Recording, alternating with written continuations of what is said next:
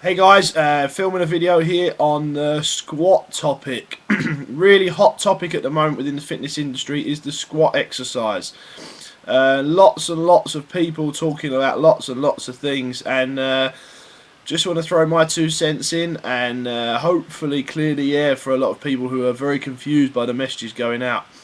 There's a lot of people saying you should squat, and squat you should base everything around the squat, and there's a lot of people saying you shouldn't squat and you shouldn't do any kind of squatting, and it's basically you should go to one leg and hook your foot on a bench and all these sorts of things. So what do I think? Well, the interesting point is that the authors and the experts, or so-called experts, who are sending out the advice to squat or not to squat are also people who promote and highly promote individuality within training, i.e. non-generic training concepts. So the fact that somebody is debating whether you should squat or not squat is highly contradictory and actually highly irrelevant. The point isn't should you squat or shouldn't you squat. The point is, can you squat? What type of squat should you do based on what this person or what your client in front of you needs to achieve and needs to get out of the exercise prescription that you're giving them. So very, very simply, the answer to the question is, well, what does your athlete do? It's got nothing to do with yes, everybody should squat, or no, nobody should squat. It's an invalid argument, and it's frankly a waste of time. So what we need to do as coaches is we need to know biomechanics and understand the body's motion well enough, and understand the neurological control of the body well enough to say, this is what my athlete needs to get better at. This is what they are trying to improve, i.e. a tennis serve, a squash, hitting a squash ball, hitting a golf ball, kicking a football, whatever it may be. These are what they need to improve.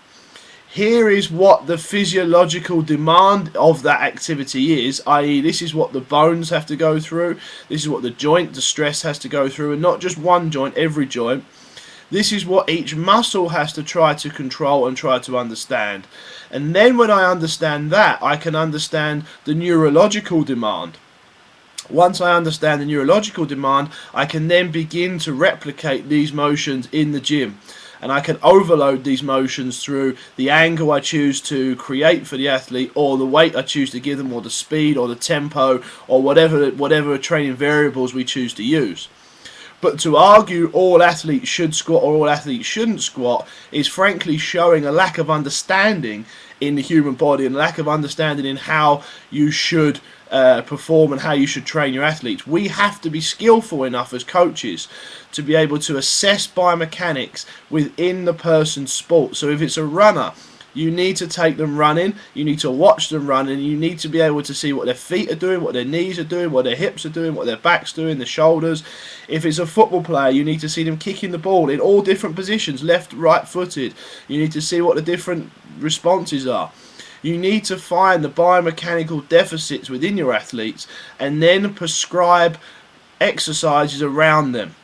So as I say from the beginning, the issue on is the squat a good exercise? Squat is a great exercise for a lot of people. It's not a good exercise for a lot of other people. It doesn't matter. The point is, what does your athlete do and how do we make them better? So I hear very, very often, this is a neurologically stimulating exercise.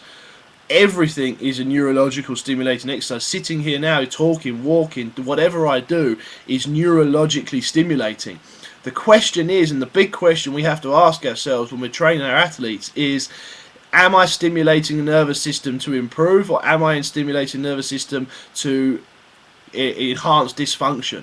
Because whatever you train to get better at. So if you train people who are, and you feed the nervous system something that it shouldn't do or doesn't need to do, you are actually training the dysfunction of the person's motion within the exercise or within the sport that they're trying to become better at.